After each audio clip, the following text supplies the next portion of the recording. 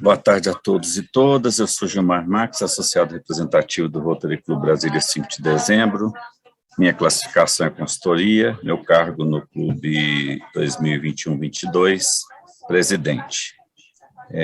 Neste momento, eu convido a todos para que, saudando o pavilhão nacional e batendo no sino, damos início a mais uma reunião do Rotary Clube Brasília 5 de dezembro.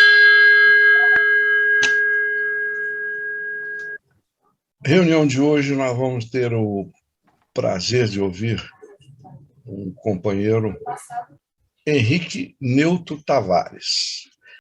O Henrique, ele é graduado em Pedagogia pela Universidade de Brasília, é especialista em Educação Continuada e à Distância pela UNB, especialista em Educação para a Diversidade e Cidadania pela Faculdade de Direito da Universidade Federal de Goiás. É especialista em Direitos Humanos e Segurança Pública pela Faculdade Ibero-Americana. Ele possui MBA em Gestão de Pessoal pela Universidade Católica de Brasília e é especialista em oratória. Mestre em Ciências Ambientais pela UNB, estudando o impacto do mercúrio na saúde das populações ribeirinhas da região amazônica. Atualmente está como coordenador de programas comunitários da Secretaria de Segurança Pública do Distrito Federal, com ações de promoção de cidadania e de direitos humanos a populações vulneráveis social e criminalmente no DF.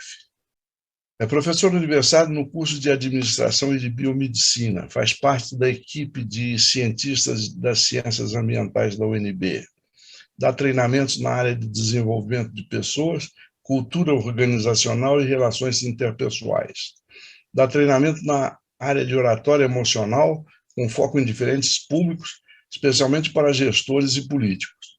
Recebeu honra ao mérito pelo governo do DF por bons serviços prestados à população.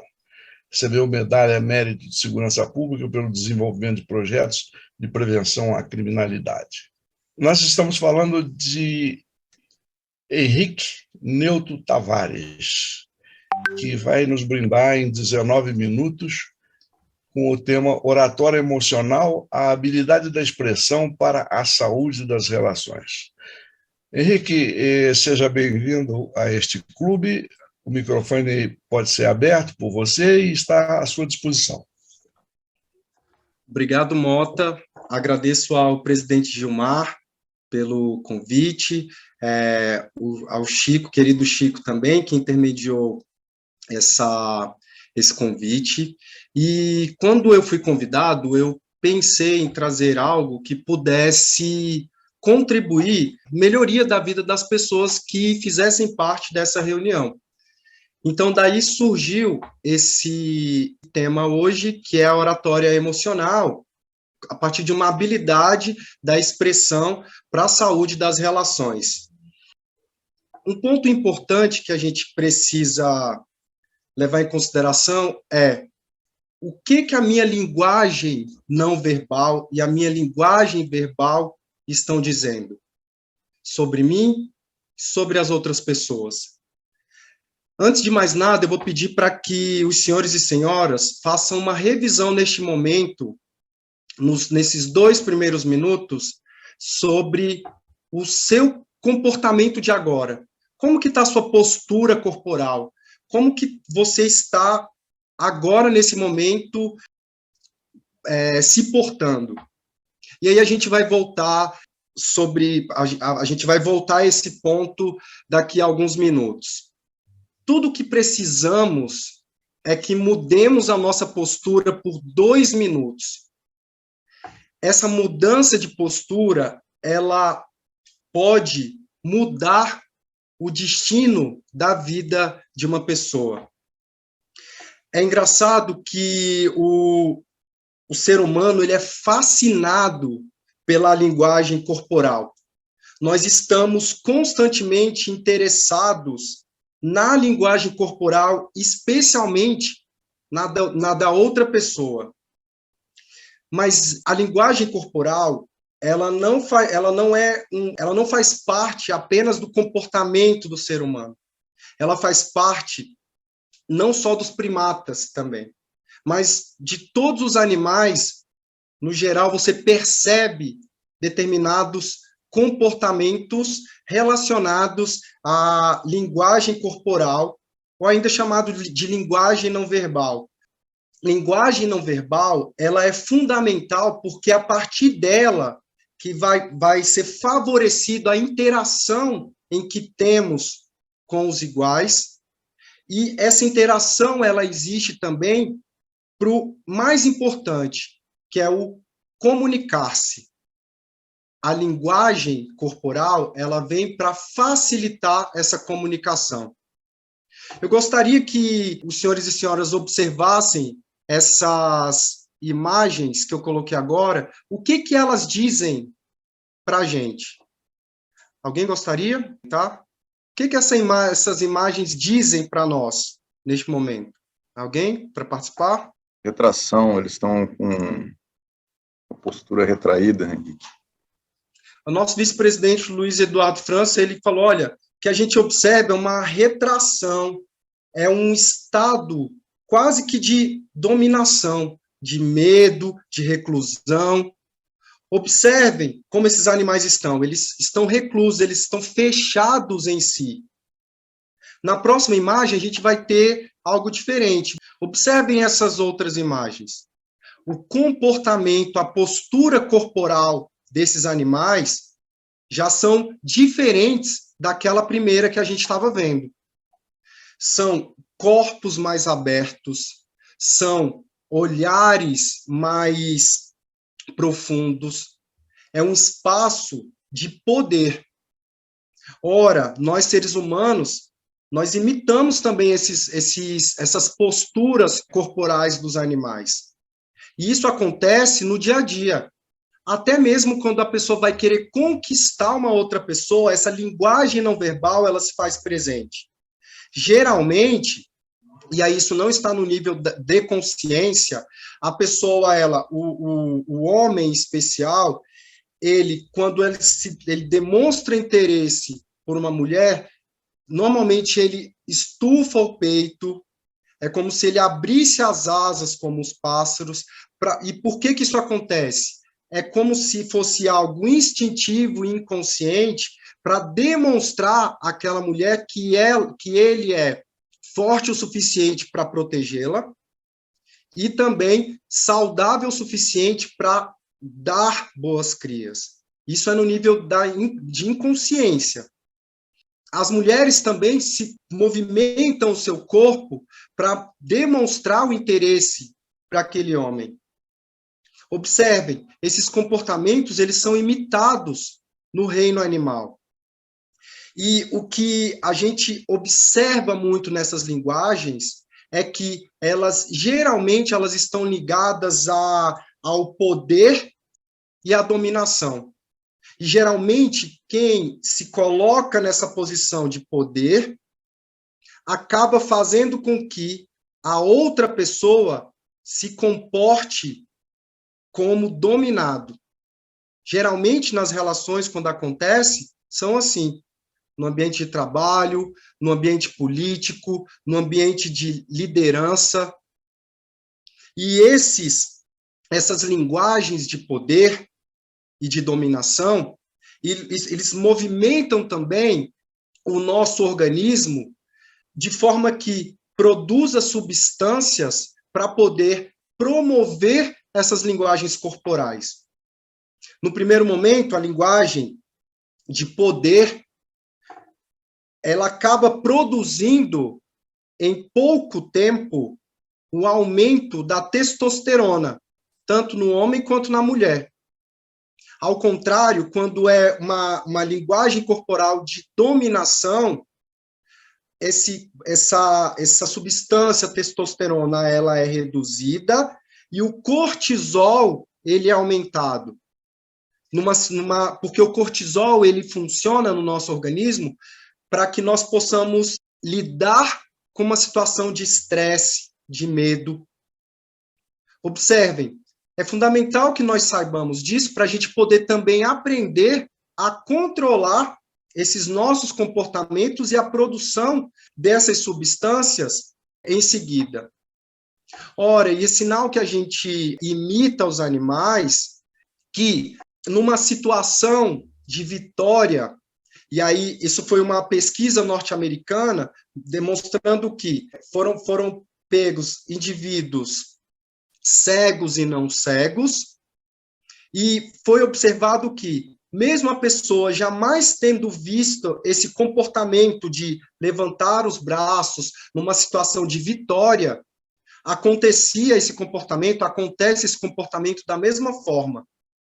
É como se o nosso organismo ele estivesse ali programado para poder fazer esse movimento de abertura dos braços, de se mostrar. Ao contrário, quando a gente está numa situação de tristeza, numa situação de dificuldade, o nosso organismo ele se fecha, então nós temos a tendência de nos curvarmos numa expressão corporal de dominação. Nós sabemos que os nossos não verbais, eles governam o que os outros pensam e sentem sobre nós. O nosso comportamento, a nossa linguagem não verbal, faz com que a outra pessoa faça julgamentos e pensem e sintam coisas sobre nós. Por isso da importância da nossa postura corporal, inclusive a forma que a gente se veste, porque as pessoas elas observam isso e elas governam seus pensamentos e sentimentos sobre a outra pessoa. Mas o grande ponto é, será que os nossos não verbais governam sobre como pensamos e sentimos sobre nós mesmos? Como é a minha relação com a minha linguagem não verbal? Eles representam o que eu realmente penso e sinto sobre mim? E aí a gente pode observar que esses comportamentos de alto poder e baixo poder, eles fazem parte do nosso dia a dia, e a gente vai se deparar com pessoas apresentando essas posturas corporais, essas linguagens não verbais no nosso dia a dia. Esse foi um experimento também norte-americano e que mostrou que as pessoas que têm o sentimento presente o sentimento presente de alto poder, geralmente elas se expandem, elas abrem os braços, elas querem demarcar territórios, elas querem mostrar a presença ali, seja sentado ou seja em pé. Ao contrário das pessoas de baixo poder, que geralmente elas já cruzam os braços, elas curvam.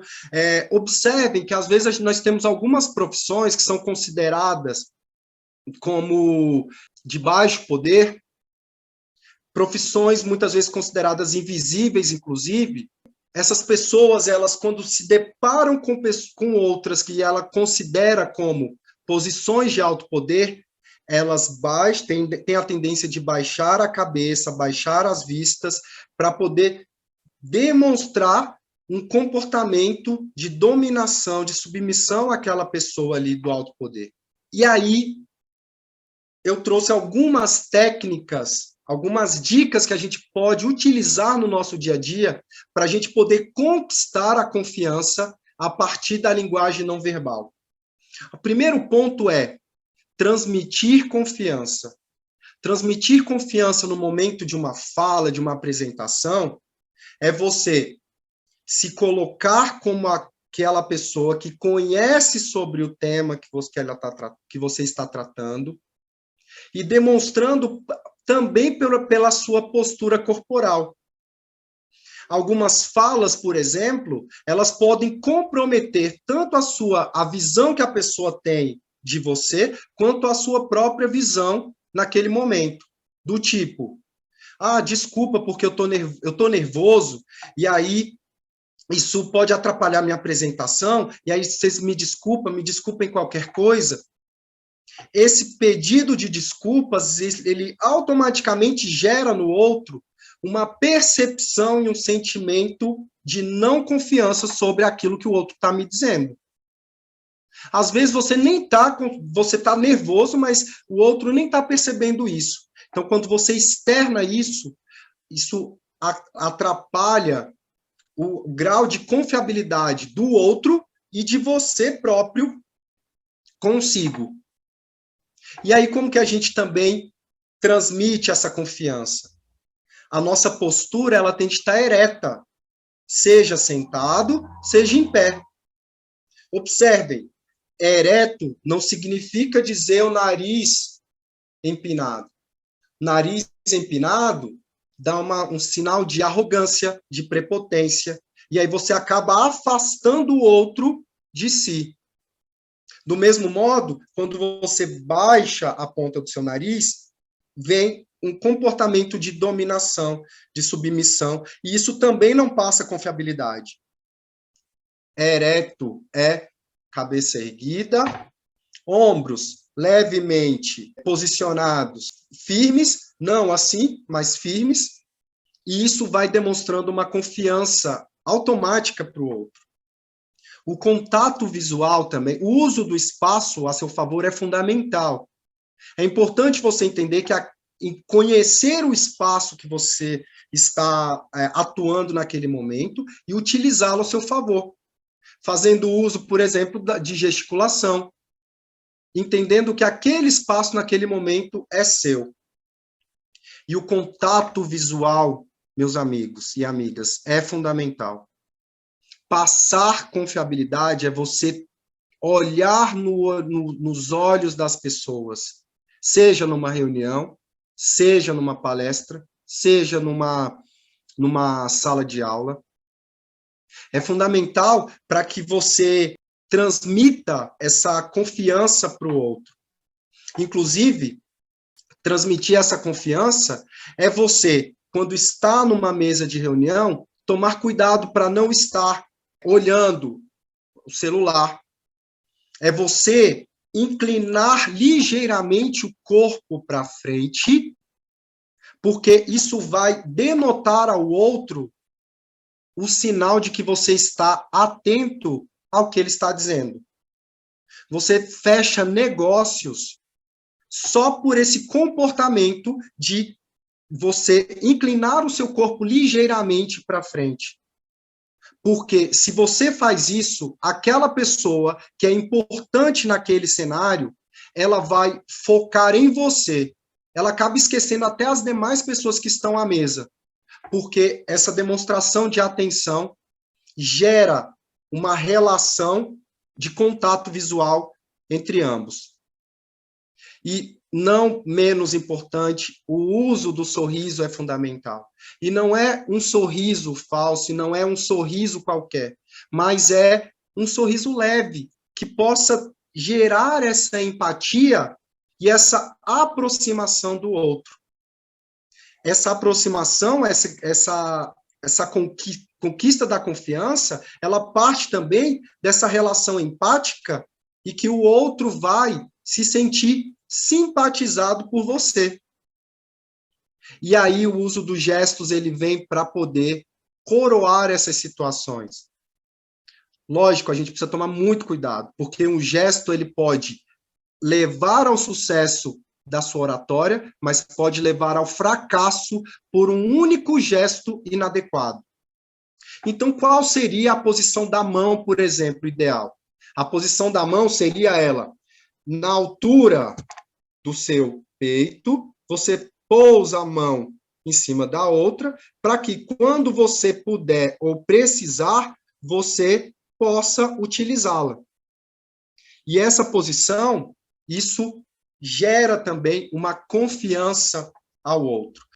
E aí, não menos importante, e eu não poderia deixar de trazer algumas dicas, a linguagem verbal, ela também complementa a linguagem não verbal e vice-versa. A linguagem não verbal, ela também vai gerar essa confiança. E como é que eu conquisto isso? O volume de voz ideal é aquele que eu consigo me fazer audível, seja da primeira pessoa mais próxima à última. Isso vai depender do espaço que você tem. E aí, dependendo do espaço, você vai ter de fazer uso de recursos extras, como microfone, para poder fazer com que o seu volume de voz alcance os presentes. Ora, o ritmo na fala, ele é fundamental, minhas amigas e meus amigos. É preciso aprender a pontuar as frases, inclusive no discurso oralizado. pronunciando bem as palavras, tomando cuidado com vocabulários rebuscados, porque um discurso bonito é aquele que se faça entender pelo maior número de pessoas possível. Inclusive a linguagem técnica. A linguagem técnica, ela tem de ser guardada aos iguais, e não aquelas pessoas que não fazem parte daquele rol de pessoas. Ora, e nós temos vícios de linguagem. Né,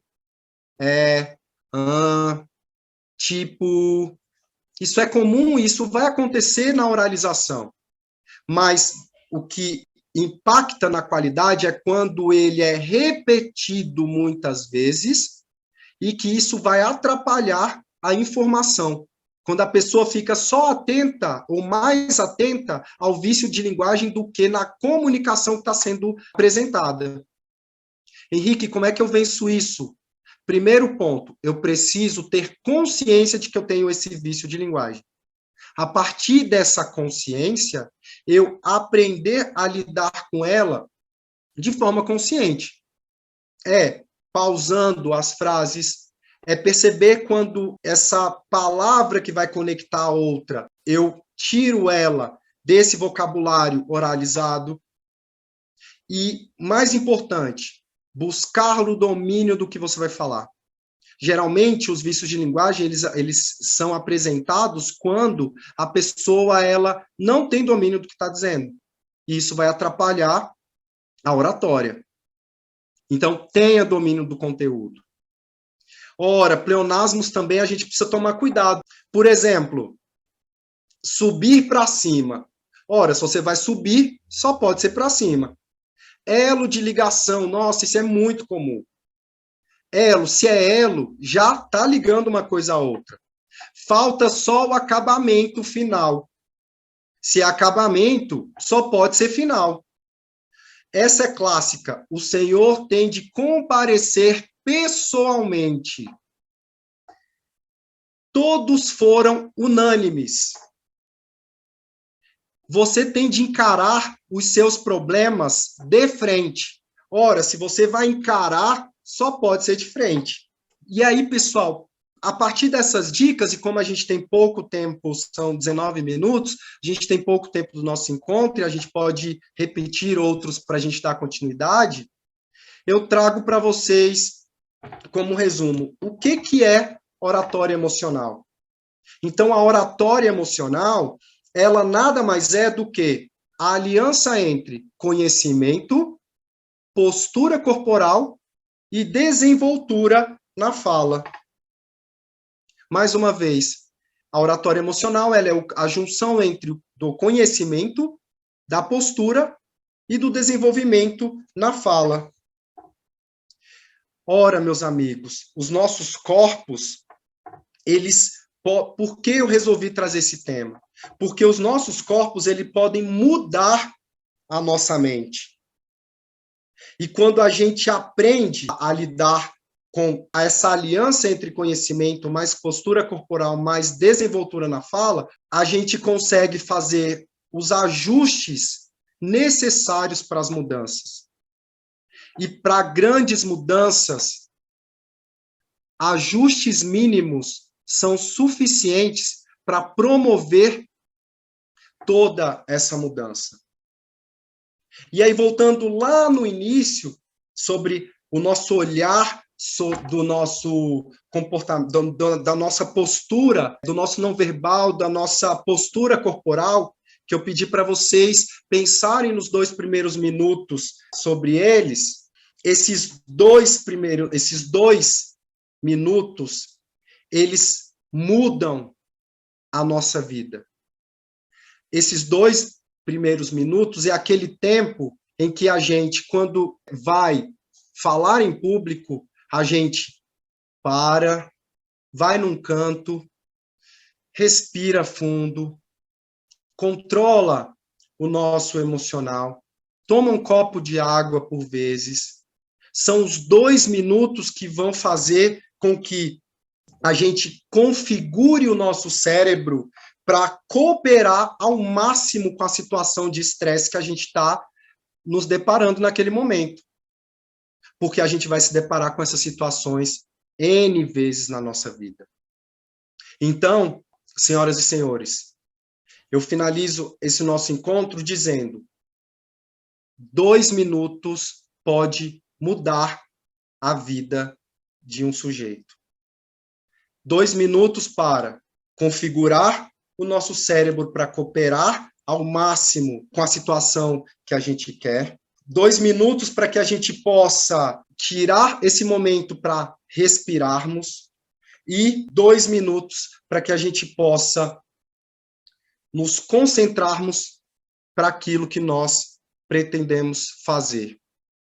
E é muito importante, pessoal, que, enquanto rotarianos, ou pessoas que têm interesse de ajudar as outras pessoas, nós devemos compartilhar os nossos conhecimentos, inclusive esses, e especialmente para aquelas pessoas que são menos favorecidas social e economicamente.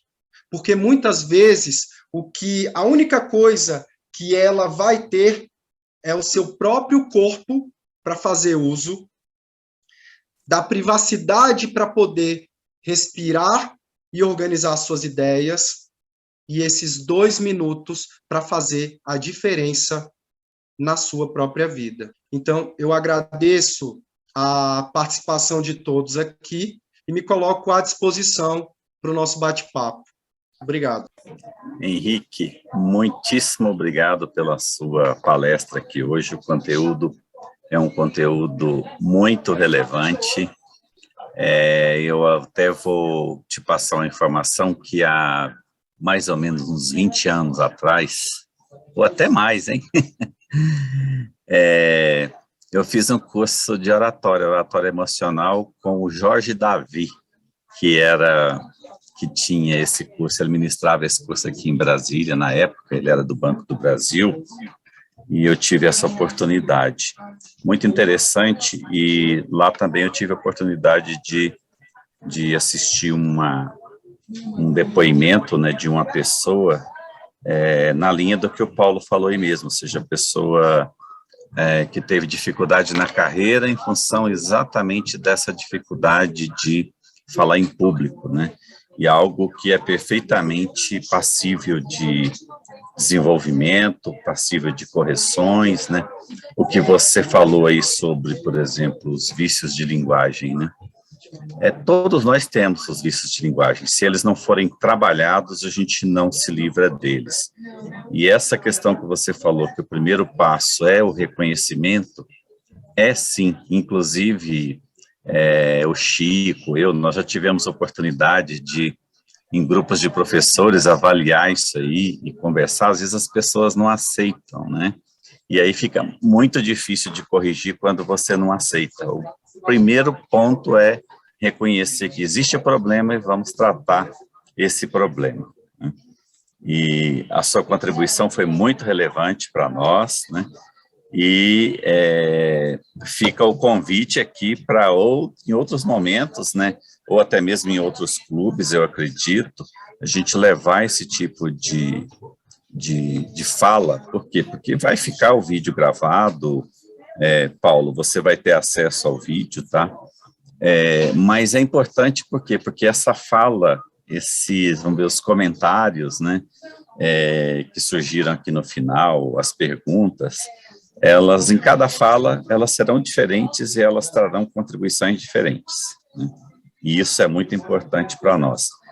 O Chico vai enviar para você aí um certificado da sua palestra de hoje e, no momento seguinte, certamente nós vamos encontrar aí pessoalmente também. Muito obrigado aí pela sua contribuição. Bom, neste momento, já com o avançar da hora aí, eu convido a todos vocês para que, saudando o Pavilhão Nacional e batendo um sino, encerramos mais uma reunião do Rotary Club Brasília 5 de dezembro e a palavra fica livre.